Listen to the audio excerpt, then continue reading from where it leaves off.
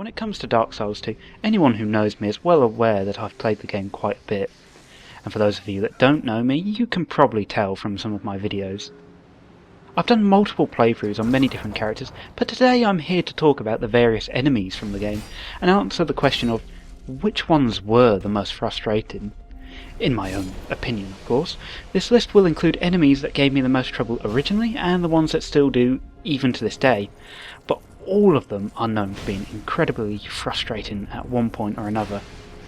Hey there everyone, my name is Turkey, and welcome to my top 10 most frustrating enemies in Dark Souls 2.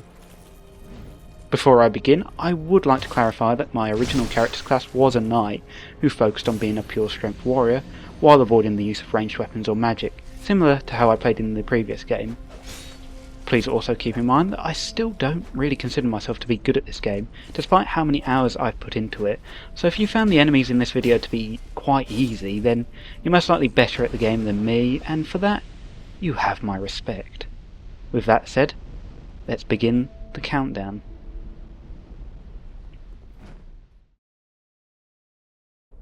Starting off the list, we have the giant warriors, or more specifically the sorcerers. Most of them are melee, most of them are good in melee combat, that's fine, due to their sheer brute strength. This didn't surprise me in the least. But what did catch me off guard is how apparently the giants are capable of producing powerful spellcasters as well. The sorcerer comes in two different varieties, but the ones I'm mainly talking about are the ones that use pyromancy. They fire very large fireballs at you, which can hit for excessive amounts of damage, as well as staggering you when they hit you. The fireballs tend to be really difficult to dodge due to the huge area the explosions cover. But despite this, as tough as the enemies were, they're not unlike any other enemy in the memory. They're just as tough, and when you get up and close to deal with them, they're not quite as bad in my opinion. That's why they're at the top of this list. At number 9 we have the Roaming Soul. These are forest spirits lurking in the thick fog of the shaded woods. Now, what's annoying about them, you may ask? They're invisible, which is something we have never seen in a Dark Souls game, an invisible enemy, at least not as far as I'm aware. As I said, you can't lock onto them. They do have ranged weapons, so there's nothing stopping them from hitting you at a distance. Since you obviously can't see the enemies, it's recommended to have a weapon with a wide arc of attack, such as a greatsword or a spell with area damage, like Firestorm. But the worst part is how you might be completely unprepared for these guys. I was lucky to have a good friend warn me of this danger and tell me what lurks within the fog. But for those of you that are new to the game and haven't got anyone to help you out, you'll wander in there without any idea of what you'll deal with. At number 8 we have the Lion Clan Warrior. On my first playthrough of this game, they represented the first real difficulty spike I had to deal with, when it came to the enemies in the game of course. I spent hours stubbornly trying to kill them as a melee character with crappy gear, and every time they would get me.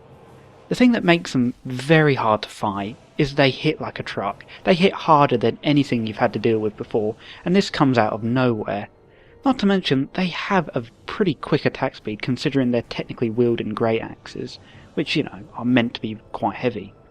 They have a lot of health, and for some reason they're actually resistant to most types of magic as well, so even if you're a sorcerer or a cleric, your spells will most likely not damage them as much as you'd like. To top this all off, however, they inflict curse whenever they attack you, something which can be a problem at low levels.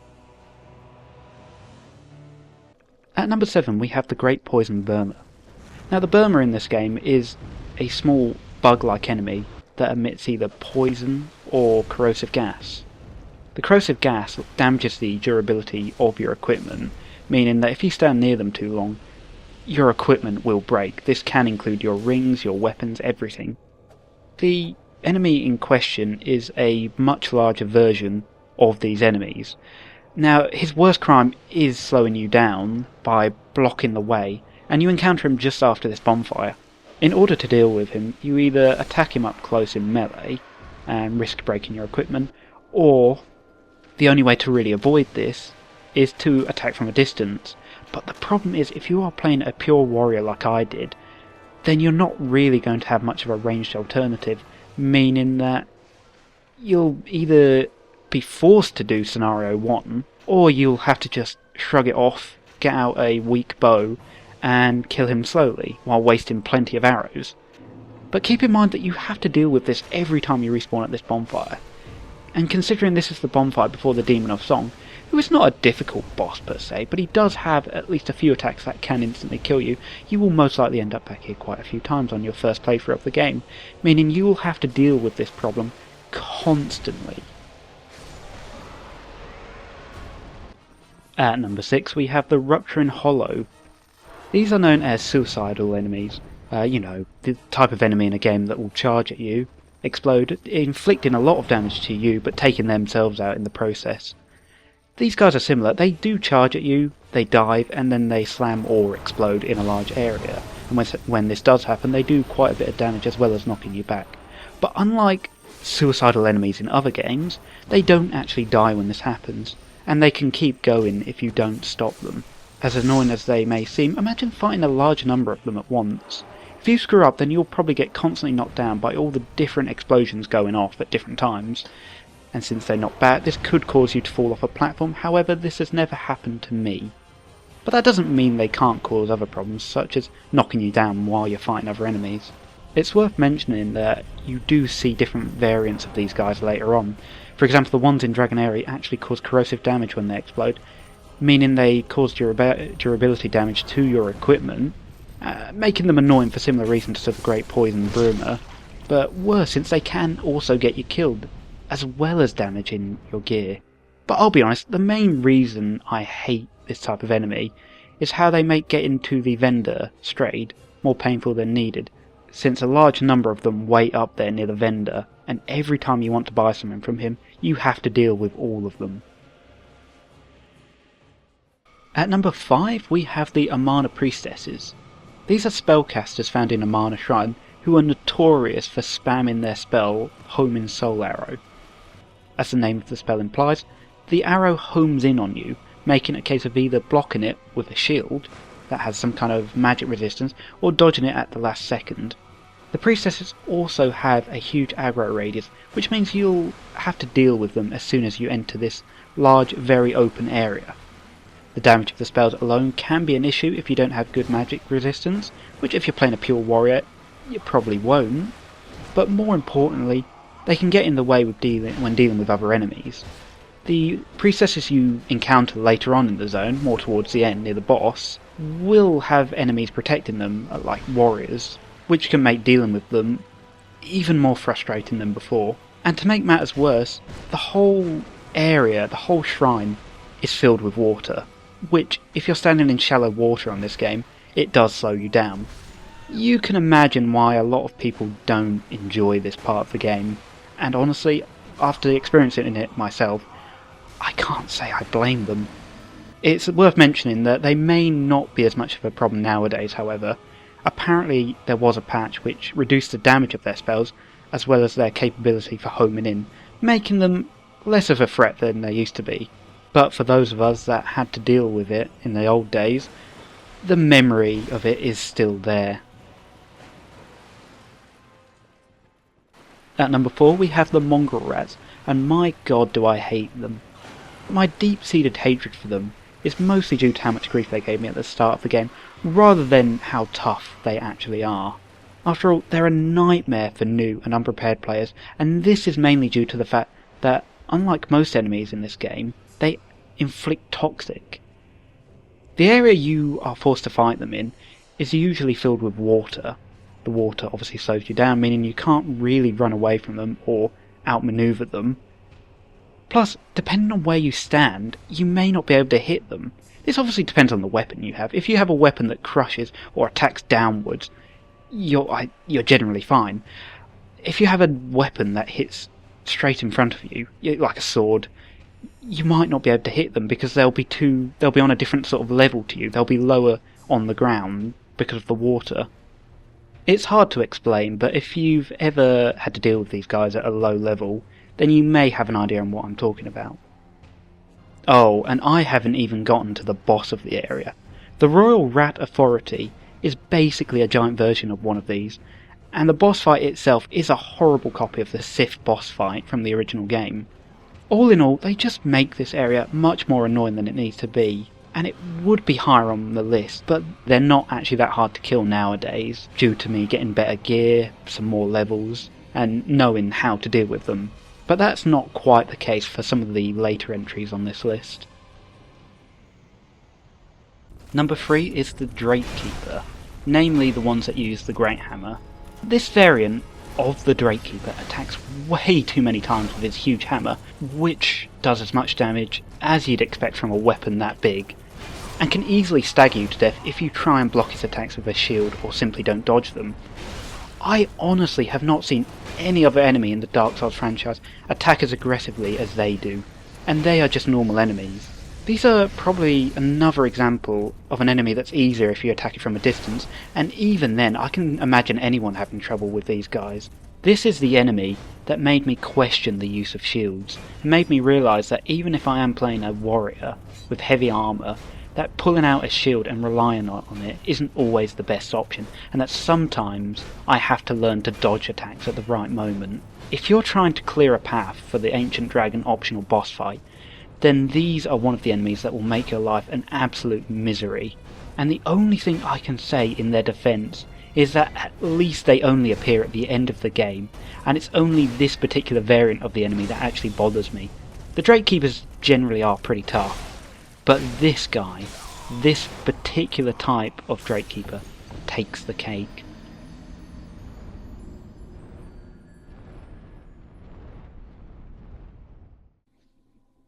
Before I get into the next entry on this list, allow me to tell you a story. It wasn't until a few weeks after the release of Dark Souls 2 that I finally got my hand on a copy of the game, and as you can imagine, I was thrilled. Thrilled at the idea of another adventure, an adventure that would test my skill, push me to the limit, and force me to face every challenge head on, no matter how many times I would die, no matter how many times I would fail. I took great care to make my first character a valiant knight, and then, when he was born, I proceeded onwards into the world. My first obstacle was the tutorial, which I found very simple, be it having played the original game. I was confident. Nothing could stop me now. I knew what I was doing. I've played Dark Souls. But about halfway through the tutorial, I noticed a strange creature in the distance. It was quite a large creature, and I wondered, what was it? No one had mentioned it. Could it be some kind of boss? This early? No, surely not. After continuing the tutorial, I eventually did find a branching path, a path that led to this strange creature I'd seen before. I questioned whether it was a good idea to engage it, considering it looked much bigger and stronger than me. Alas, I was too confident. I walked down the slope and prepared for a tough fight. And then death happened. My first death.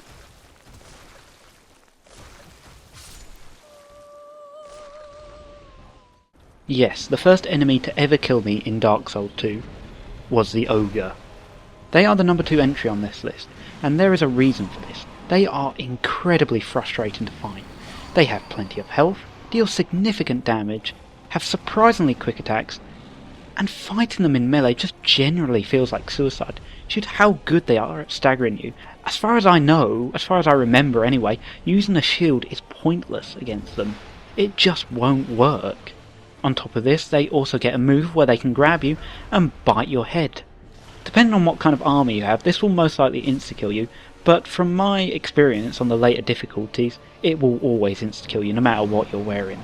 It's another one of those enemies where you're basically forced to use ranged or magic attacks or even poison to actually kill them. Unlike the previous entry, they are all the same. There aren't different variants, there isn't just one variant that's more annoying than the other. No, they're all the same. They are all just as tough as each other to fight, especially when you have to fight 2 or 3 of them at once. It is pretty much impossible.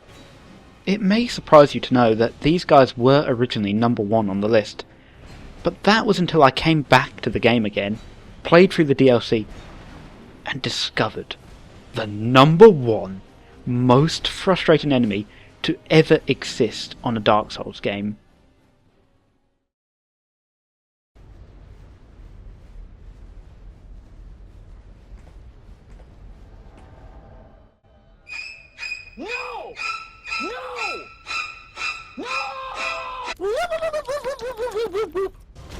Maldron the Assassin, the #1 most frustrating enemy in Dark Souls 2.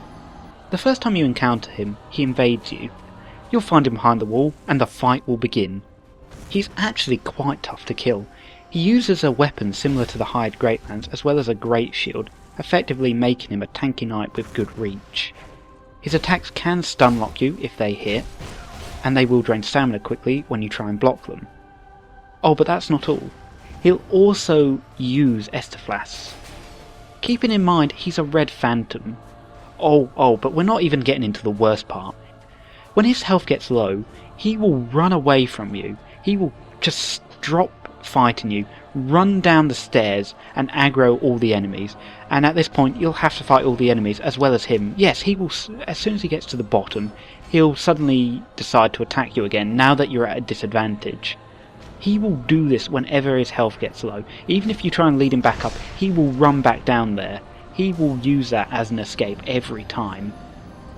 Believe it or not, you actually do encounter him again, but in a slightly different form. You'll find a white phantom, who seems to be friendly. He waves at you, he follows you. Is he here to help? But if you've done the other DLC, if you've encountered Maldron the Assassin before, you'll think, this guy looks a bit familiar. He has the same gear and everything. It couldn't be the same guy, could it? Also, where did this phantom come from? If you're not suspicious or paranoid in the slightest, then you'll likely go into the caves with him following you. He'll follow you until you get to the end, and when you finally get to the boss, or rather the mini-boss, he'll backstab you, and then he'll initiate combat. If you're not easily fooled and do attack him, however, then he'll still run to the end of the cave anyway, and attack you there. The fight here is similar to the other. Anything that makes him tough will apply here. He'll be just as tanky, he'll have good range, he'll throw corrosive urns at you, he'll be able to heal himself. But to top this off, this fight is arguably worse because now you have to deal with a large creature at the same time, so it's effectively 2-on-1. Just to add insult to injury, if he does kill you in any of these encounters, he'll do an emote. If he kills you at the tower, he'll do a mocking emote, whereas if he kills you in the cave, in the next DLC, he'll do the decapitate emote. Either way, he's pretty much saying, "Ha, I kicked your ass." The overall experience can actually represent how annoying other players can be, since he's obviously meant to represent one in a way. How annoying they can be in a Dark Souls game anyway. And in conclusion, he is a complete dick and the most frustrating enemy I've ever had to deal with.